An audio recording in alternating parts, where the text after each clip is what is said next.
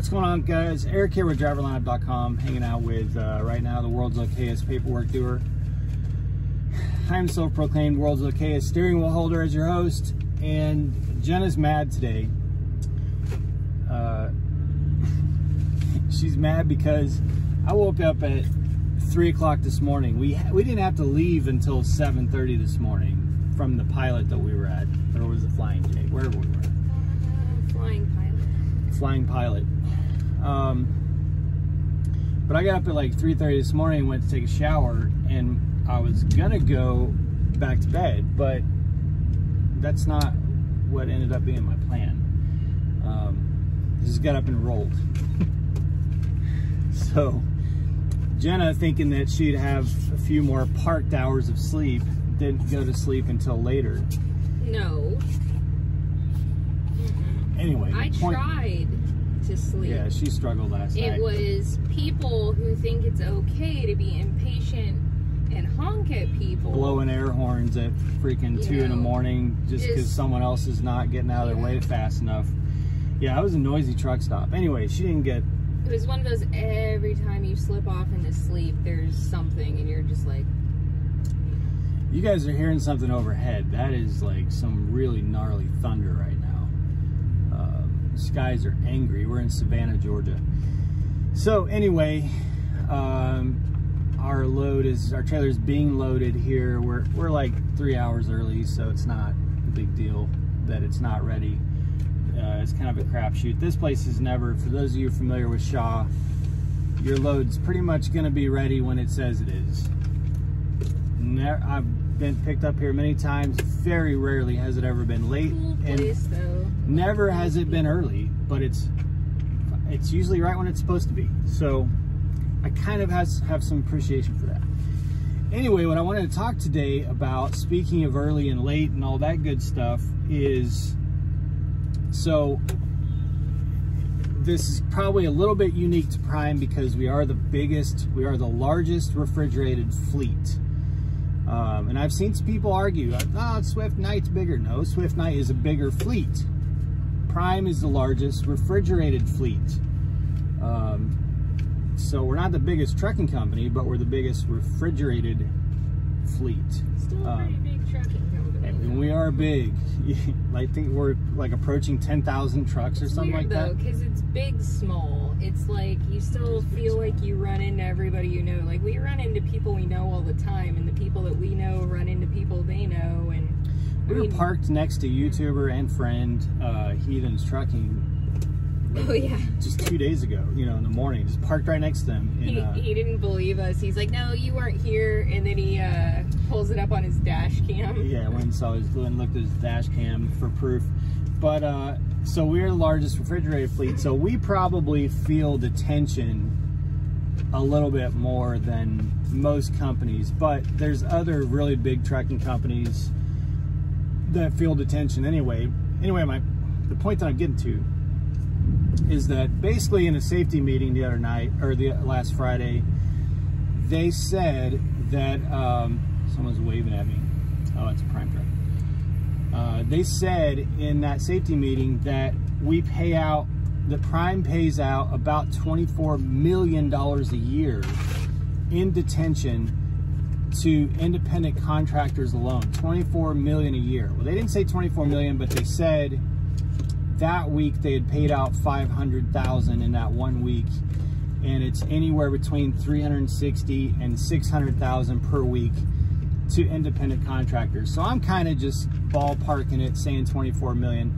It may be a little less, it may be a little more, but it seemed like it's usually probably about $500,000 a week that's paid out in detention to independent contractors. That does not include company drivers, what they pay out to company drivers. Company drivers get less.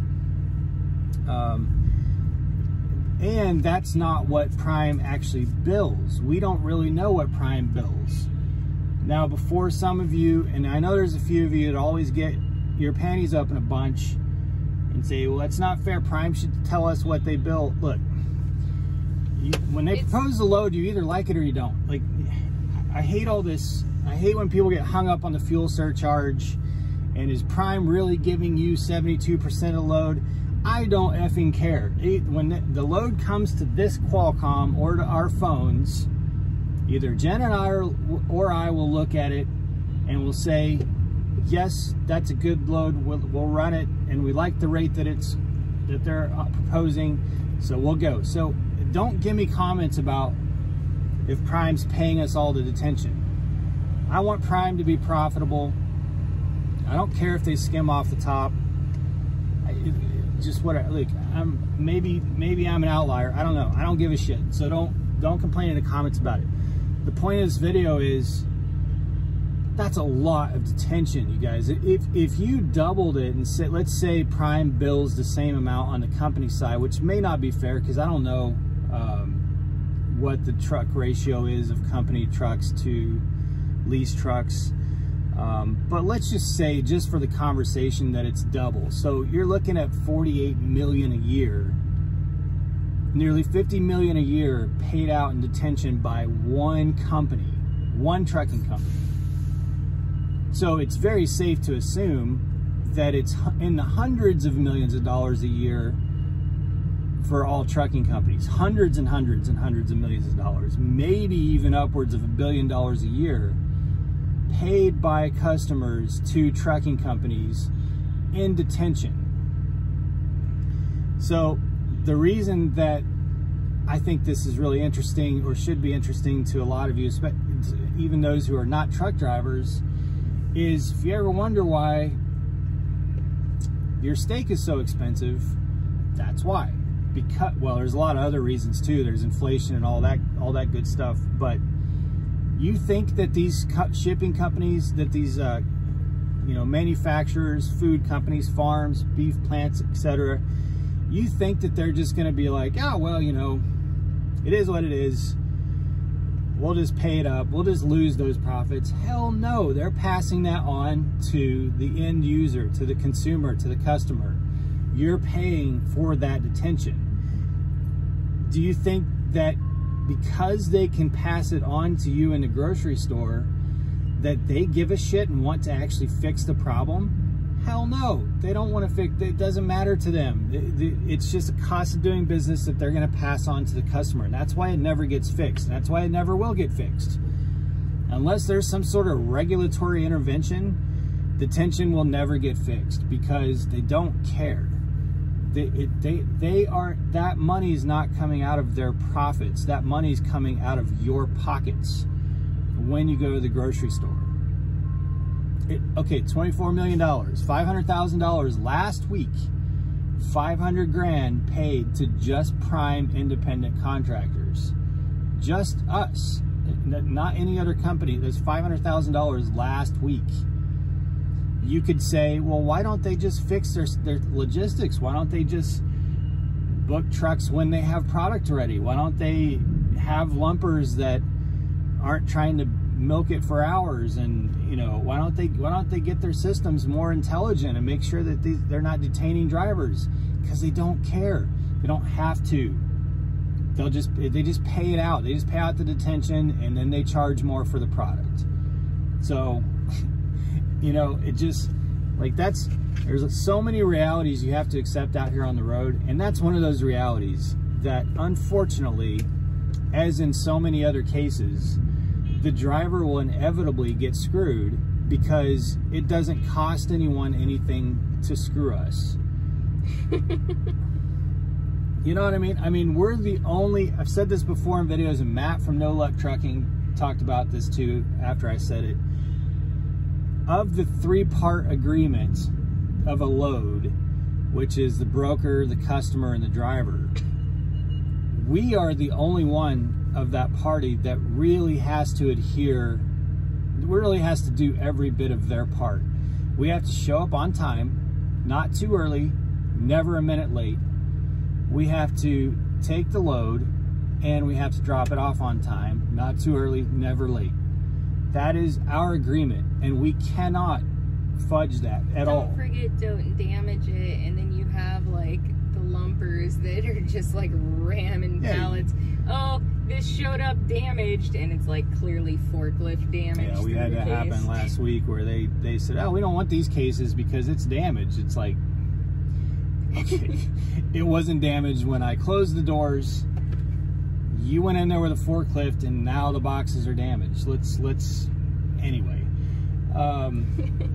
So we are the only ones that, if we have severe consequences that we have to pay for if we don't hold up to our end of the agreement. The driver is the only one who has personal severe consequences. If we are late to a load and miss a load, or it gets canceled, or we're late to a receiver and they reschedule it for the next day, or we get a failure service with Prime, which is severe and significant. We're both PTC certified, and we work very, very hard to keep that. So we get that failure, that service failure, and then we lose a day with no detention or anything because they have to reschedule, work us in, and all that good stuff. Maybe sometimes even longer. So there's severe financial consequences for us not holding up to our end. But if one of the other parties involved kind of slips up on something, or we show up for the load and they're like, you know, it's not going to be ready until tomorrow, or you're going to sit here for 10 or 12 hours. You know, they pay us a couple $100 in detention and then pass that cost on to the consumer. They don't give a shit. You know, it doesn't affect, none of them get paid less. None of them, it doesn't affect the company's profits. They just go on about their business, and everybody makes money, and everybody goes home and has nice showers and crawls in bed that night, where we're sitting there losing money. That is the nature of this industry, and you have to accept it. So, you know, bend over. No reach around, nothing. Such a pleasant video, but, you know. It just makes me think of the Bloodhound Gang, Bad Touch. It's the name of it. Yeah. It just is what it is, you know. You hear, I hate that that's trucking, because the whole phrase of that's trucking, because it's basically us accepting the fact that we just get royally screwed constantly. Oh, you want to talk about royally screwed. But the reality is, that is trucking. You are going to get screwed over and over and over again, and it just is what it is. And we pay the consequence, and no one else that's in the agreement does. Their agreement with us gets broken, and there's no consequence. If we break the agreement with them, which is basically the contract for the load, when a load is proposed to us and we accept it, we are... I have, now Jen is a company driver, but I have a, what is it called, freight contract? Service contract. Service contract with Prime. When I accept that proposed load, I am in contract to do my part. And if I don't come through on my part, there's severe consequences. But if any other party doesn't do their part in that contract, you know, it's better luck next time. Sorry about that. I had to crack that video there for just a second. So anyway, and we've got, Jenna just reminded me that we have some more Pilot Flying J and trucking terror stories. That's a whole other world in which we get screwed. But so anyway, hundreds of millions of dollars a year, if not $1 billion a year, in detention is paid out that's passed on to you as the customer. And like I see it all the time online of people saying, why don't, you know, these companies are paying so much in detention, they're just losing money, why don't they just fix their stuff, and then they'd be able to profit so much more money. They're not losing that money, they're charging it to somebody else. Food for thought, guys. Be safe, make good decisions, always drive to thrive. We'll talk to you soon.